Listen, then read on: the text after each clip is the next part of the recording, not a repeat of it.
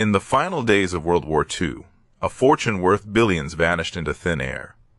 America's most beloved bandleader disappeared over the English Channel without a trace, and one of Hitler's top deputies parachuted into enemy territory on a mission so bizarre that historians still can't explain it 8 decades later. These aren't Hollywood scripts. These are real unsolved mysteries from World War II. Cases where the evidence doesn't add up, where official explanations fall apart under scrutiny, and where the truth remains maddeningly out of reach. We're talking about missing aircraft, vanished treasures, and classified government files that remain sealed after 80 years. What you're about to hear will make you question everything you thought you knew about the war. Let's dive in.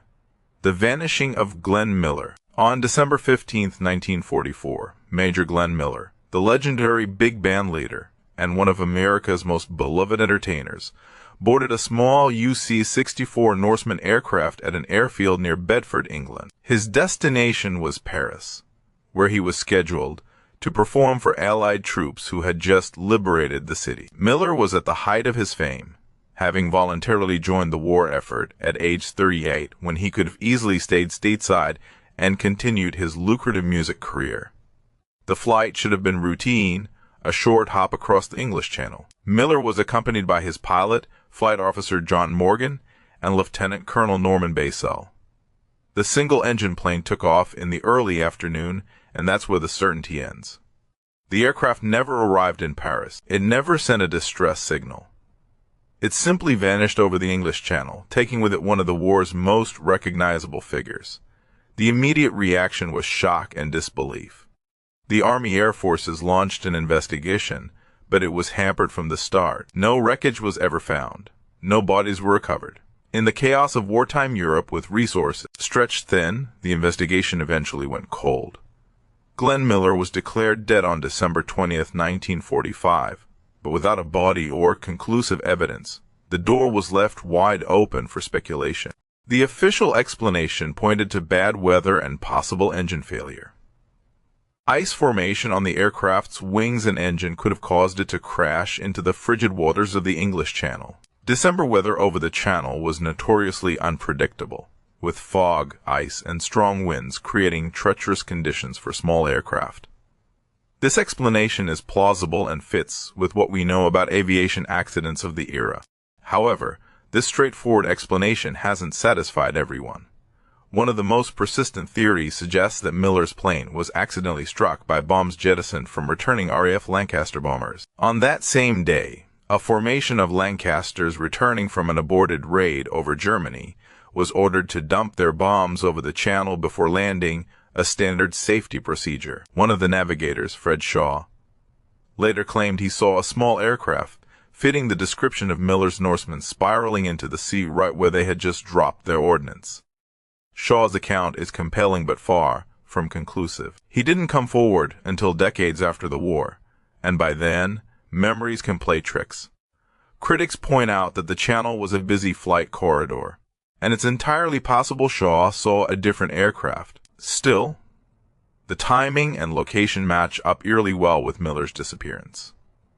Then there's the more exotic theory involving espionage and clandestine missions. Some researchers have suggested that Miller wasn't on that plane at all, or that the flight to Paris was a cover story for a secret mission. According to this theory, Miller was actually involved in intelligence work and may have been sent behind enemy lines. Proponents point to Miller's high-level connections and the fact that entertainers were sometimes used as cover for intelligence operations. The most dramatic version claims Miller actually made it to Paris, but died there under circumstances the military wanted to keep quiet. According to this narrative, the plane crash story was manufactured to provide a more heroic ending. However, this theory requires believing in a massive cover-up involving dozens, if not hundreds of people. What makes Glenn Miller's disappearance particularly frustrating is the complete absence of physical evidence. The English Channel, despite being relatively shallow in many areas, has strong currents, and has proven remarkably good at hiding wrecks. Countless aircraft from both world wars remain undiscovered in its waters. Every few years, someone claims to have found Miller's plane. The most recent claimed discovery was in 2019 when a researcher using sonar believed he'd located the Norseman, but nothing has been definitively confirmed. Without recovering the actual aircraft and positively identifying it, we're left with speculation. The truth is, we may never know what happened to Glenn Miller. The most likely explanation remains the simplest: bad weather, possible mechanical failure, and a crash into the channel. But the lack of closure and the larger-than-life personality of the victim ensure this mystery remains one of World War II's most enduring enigmas. The Amber Room, the eighth wonder vanishes. Before we dive into the mystery, we need to understand what made the Amber Room so extraordinarily valuable. Constructed in the early 18th century for the King of Prussia, the Amber Room was exactly what its name suggests: an entire chamber, whose walls were decorated with panels of amber backed with gold leaf and mirrors. This was over 6 tons of amber, meticulously carved and fitted together, covering approximately 180 square feet of wall space. The room was a masterpiece of Baroque art, featuring amber every shade from pale yellow to deep orange, intricately carved into decorative panels and mosaics. It also contained precious stones, more gold, and artwork. Experts estimated its value, even back then, to be worth millions. Today, if it still existed intact, it would be literally priceless. The Prussian king gifted it to Russian Tsar Peter the Great in 1716, and it was installed in the Catherine Palace near St. Petersburg, where it became one of Russia's greatest treasures. When Nazi Germany invaded the Soviet Union in June 1941, the Amber Room's fate was sealed. The Germans were systematic in their looting of Soviet cultural treasures, and the Amber Room was at the top of their wish list. Soviet curators attempted to save the room by dismantling it, but they quickly discovered the amber had become too fragile after centuries of exposure. When they tried to remove the panels, pieces began to crumble and crack. Out of desperation, they attempted to hide the room by covering it with wallpaper. They didn't fool anyone. In September 1941, German forces captured the Catherine Palace, and Nazi art experts immediately identified the concealed treasure. The Amber Room was carefully dismantled over 36 hours, packed into 27 crates, and shipped to Königsberg in East Prussia, now Kaliningrad, Russia. There, it was reassembled and put on display in Königsberg Castle as a trophy of German conquest. As the tide of war turned and Soviet forces advanced westward, the fate of the Amber Room becomes murky.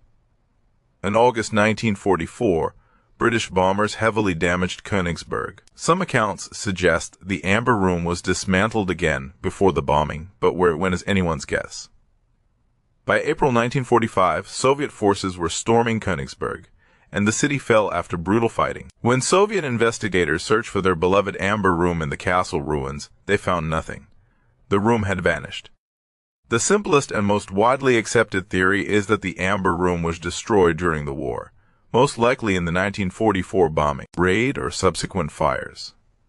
Amber is organic material, fossilized tree resin, and it burns.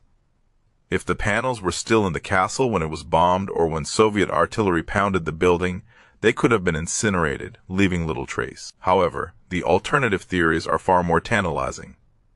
One persistent narrative suggests that the Amber Room was successfully evacuated from Königsberg and hidden somewhere in the chaotic final months of the Third Reich. According to various accounts, the crates were loaded onto a ship, train, or convoy of trucks and spirited away to a secret location. Theories abound: buried in a mine shaft in Thuringia, hidden in an underground bunker near Berlin, loaded onto a submarine destined for Argentina, or concealed in a salt mine.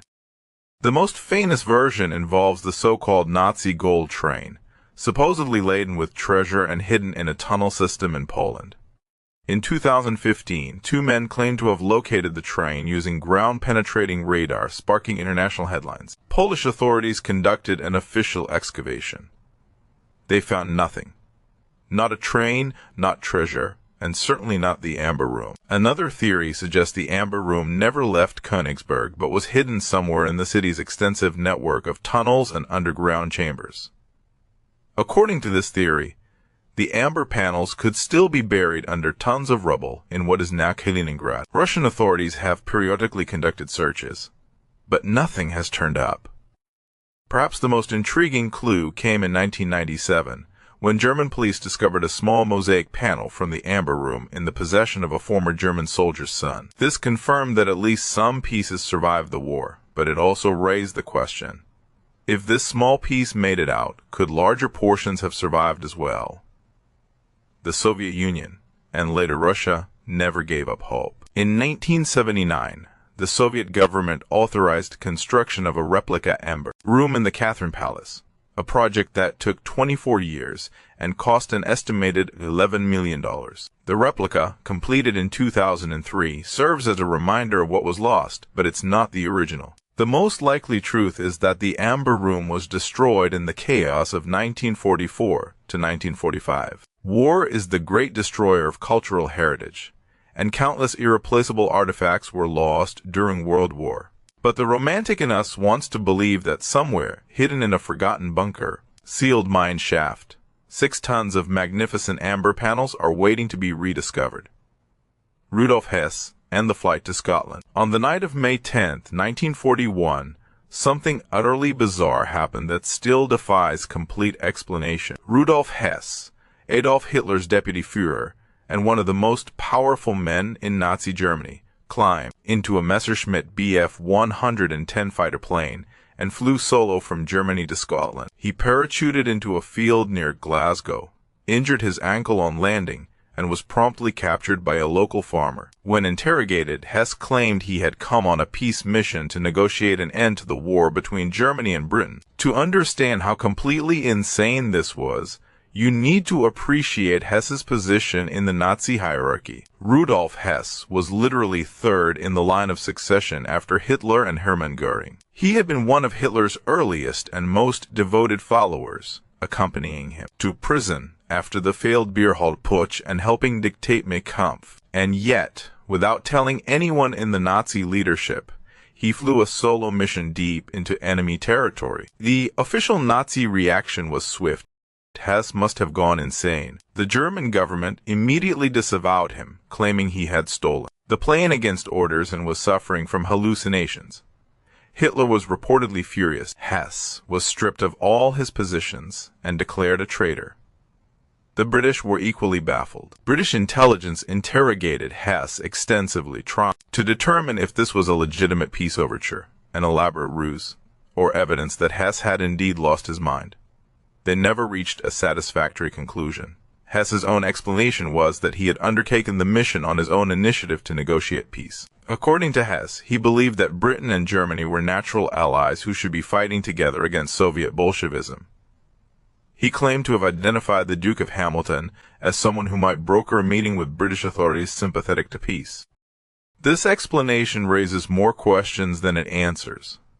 First, Hess had no authorization from Hitler. Was he really acting entirely on his own, or was this a sanctioned mission that went wrong? Second, his belief that there was a significant peace faction in Britain willing to negotiate was wildly unrealistic. By May 1941, Britain had survived the Blitz and showed no signs of capitulating. Third, the logistics were remarkable. Hess flew over 900 miles in a fighter plane, navigated at night, evaded British air defenses, and successfully parachuted into Scotland. One theory suggests that Hess's flight was actually sanctioned by Hitler, but disavowed when it failed. Under this scenario, Hitler authorized a secret peace feeler, using Hess as a deniable asset. If the mission succeeded, Hitler could claim credit. If it failed, Hitler could disavow Hess. This theory explains Hitler's furious reaction, not anger at disobedience, but anger that the mission failed. Another theory suggests that British intelligence was actually aware of Hess's planned flight, and may have even encouraged it through back channels. According to this narrative, British intelligence ran a sophisticated deception operation, feeding Hess information that led him to believe there was a pro-peace faction in Britain. This theory is supported by the fact that some British intelligence files related to the Hess case remain classified to this day. What happened to Hess after his capture is almost as strange as the flight itself. The British kept him imprisoned throughout the war. At the Nuremberg trials, Hess was convicted of crimes against peace and sentenced to life imprisonment. He was sent to Spandau prison in Berlin, where he spent the next 4 decades. By the 1980s, he was Spandau's only inmate. On August 17, 1987, at age 93, Rudolf Hess died in Spandau prison. The official cause was suicide by hanging, but this sparked controversy. Hess's family questioned whether a 93-year-old man in poor health could physically hang himself. They suggested he was murdered, possibly by British intelligence agents who wanted to prevent him from revealing the truth. An investigation concluded the death was suicide, but doubts persist. The British government has kept many files related to the Hess case classified. Some documents were released in 2017, but others remain sealed. This ongoing secrecy fuels speculation. If Hess was simply a delusional Nazi acting on his own, why keep files classified for over 80 years? The most likely explanation is that Hess genuinely believed he could negotiate peace, but was operating under a fundamental misunderstanding of British political sentiment. The flight was probably his own initiative, undertaken without Hitler's knowledge, which explains why the Nazi government disavowed him so quickly. But the tantalizing possibility remains that there was more to it, that Hitler authorized the mission, that British intelligence was involved, or that Hess knew something so sensitive that the truth had to be buried with him. Until all the files are released, the flight of Rudolf Hess to Scotland remains one of World War II's most perplexing mysteries. Nazi gold and treasure. Where did it all go? As the Third Reich collapsed in spring 1945, one of the great logistical operations in history was underway, a frantic effort to hide billions of dollars worth of gold, currency, artwork, and other valuables looted by the Nazis over 6 years of war. We know they stole it. We know they moved it. But despite decades of searching, a significant portion has never been recovered. Where did it all go? To understand the scale, consider what the Nazis had accumulated. They systematically looted national treasuries of conquered nations, seized Jewish assets, confiscated artwork from museums and private collections, and extracted wealth from occupied territories. The total value is staggering. Estimates run into the hundreds of billions of dollars in today's money. This included hundreds of tons of gold bars, millions in various currencies, countless works of art, jewels, and religious artifacts. As Allied forces closed in from both east and west in early 1945, the Nazis faced a dilemma: what to do with all this loot. They couldn't use it. The war was clearly lost. They couldn't easily transport it. Allied air superiority made moving large convoys virtually impossible. So they hid it. And they hid it very, very well. The most famous repository of Nazi gold was discovered by American forces in April 1945 in the Kaiserroda salt mine near Merkers, Germany. What they found was breathtaking: over 100 tons of gold bars, millions in various currencies, thousands of pieces of artwork, and the entire gold reserves of the German Reichsbank. General Eisenhower himself visited the site. But here's the thing: the Merkers treasure, as massive as it was, represented only a fraction of what the Nazis had stolen. So where was the rest? One persistent theory involves a vast network of underground bunkers, tunnels, and mines scattered throughout Germany and Austria where additional treasure was hidden. The Nazis were obsessed with underground construction, building elaborate tunnel systems for factories, storage, and command centers. Allied forces discovered many of these caches in 1945, but others may remain undiscovered. The most famous of these alleged hidden treasures is the Nazi gold train, supposedly loaded with treasure and hidden in a tunnel system in Poland. According to legend, as Soviet forces advanced in early 1945, a train carrying gold, artwork, and other valuables disappeared into a mountain tunnel near Wałbrzych in southwestern Poland. The tunnel entrance was then sealed, and everyone with knowledge of its location either died or took the secret to their graves. For 70 years, treasure hunters searched for this train. In 2015, 2 men claimed to have located it using ground-penetrating radar, making international headlines. The Polish government authorized an official excavation in 2016. They found no train, no tunnel, and no treasure. It was a complete bust. But the legend persists. Another major component of missing Nazi treasure is artwork. The Nazis looted an estimated 650,000 works of art from across Europe, including masterpieces by Rembrandt, Vermeer, and Raphael. While many pieces have been recovered and returned to their rightful owners or heirs, thousands remain missing. Some were destroyed in the war. Others were sold on the black market. And some are believed to still be hidden, waiting to be discovered. Then there's the question of Nazi gold that ended up in neutral countries, particularly Switzerland. During the war, Switzerland served as a banking haven for Nazi Germany, accepting deposits of gold that actually included gold looted from national treasuries and even gold taken from Holocaust victims, including dental fillings. After the war, investigations revealed that Swiss banks held millions in Nazi gold. Some was eventually returned, but questions persist about how much the Swiss banks really held and how much they've actually returned. A particularly dark aspect of the missing Nazi treasure involves gold and valuables taken directly from Holocaust victims.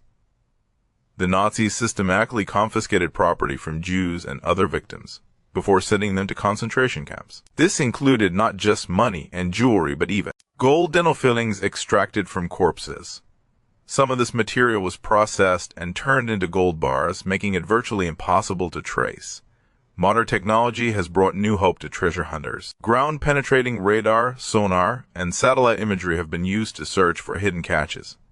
Occasionally, these efforts pay off. In 2020, divers in Austria's Talitsee Lake recovered a cache of counterfeit British pounds that the Nazis had produced. But these discoveries are the exception, not the rule. One theory suggests that high-ranking Nazis smuggled portions of the treasure out of Europe entirely in the final months of the war. Argentina, which had a large German expatriate community and a sympathetic government, is often mentioned as a destination.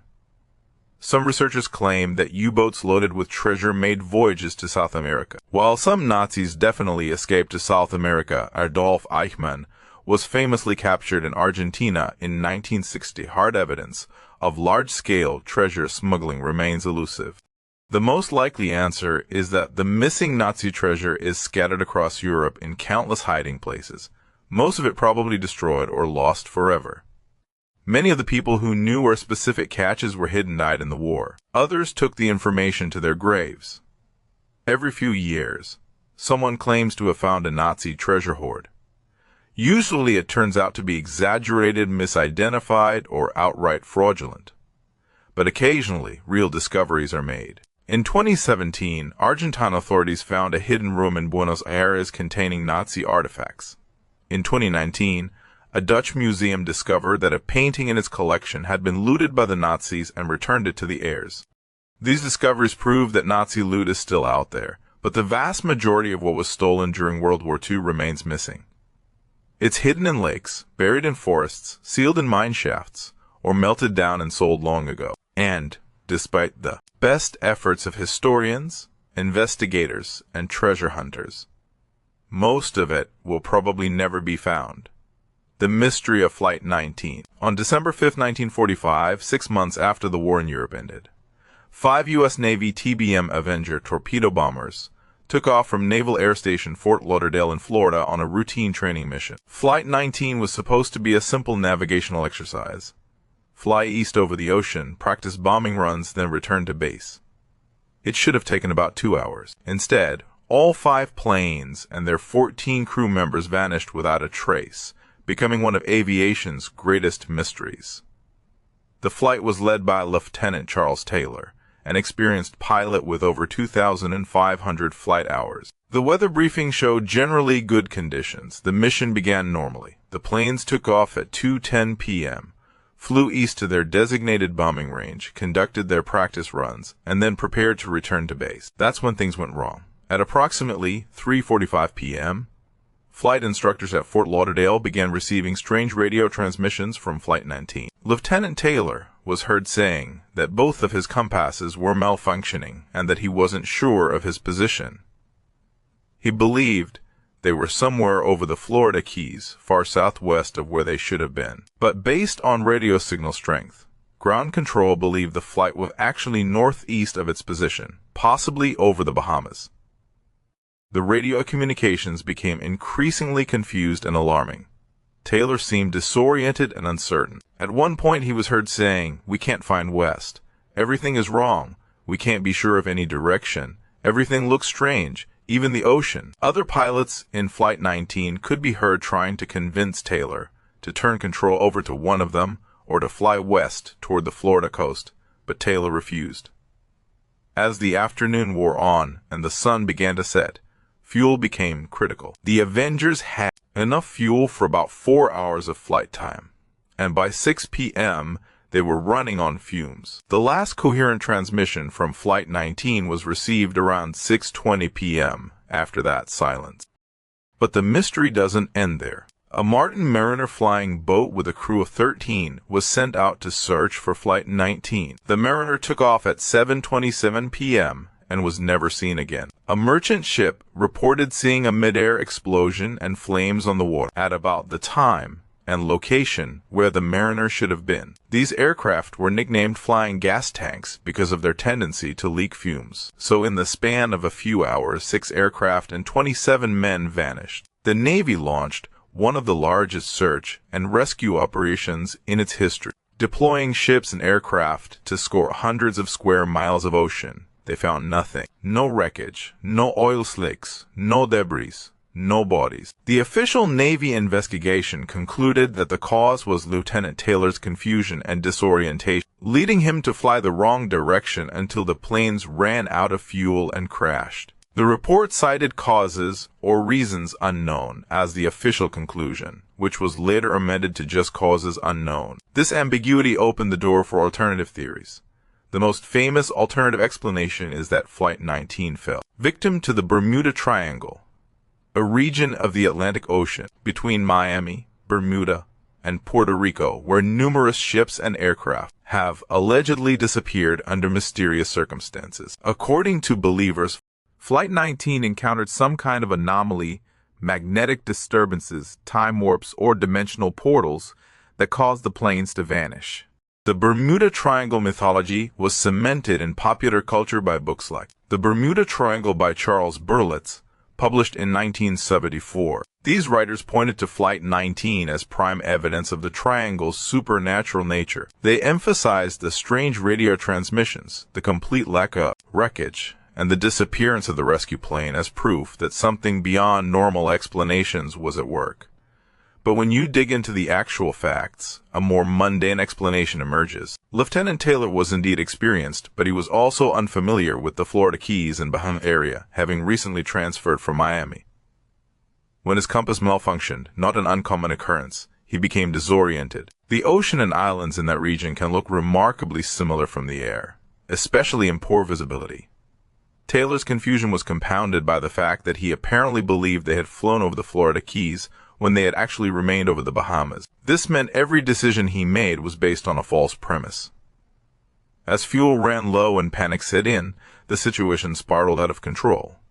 The reason no wreckage was found is actually not that mysterious. The Atlantic Ocean is vast and deep. Aircraft that crash into the ocean often sink quickly and leave minimal debris. The area where Flight 19 likely went down has strong currents that would have dispersed any floating wreckage. And 1945 search technology was primitive. No satellites, no sonar, just ships and planes visually scanning the water. Modern investigations using advanced sonar have located several aircraft wrecks in the area. In 1991, a group of 5 Avengers was discovered on the seafloor, sparking excitement that Flight 19 had finally been found. But further investigation revealed these were different planes from a different incident. The actual Flight 19 has never been definitively located.